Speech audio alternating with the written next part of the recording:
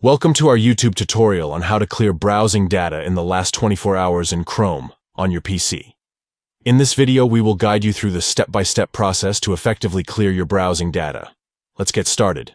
Step 1. Open Chrome on your computer. Step 2. Click on the three dots icon at the top right corner. Step 3. Select Settings. Step 4. Click on Privacy and Security. Step 5. Locate and click on Clear Browsing Data. Step 6.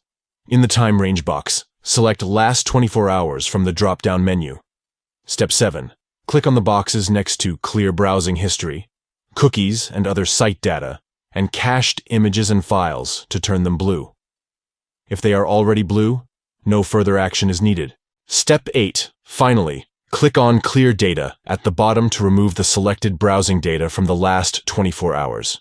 By following these simple steps, you can easily clear your browsing data in Chrome on your PC within the last 24 hours.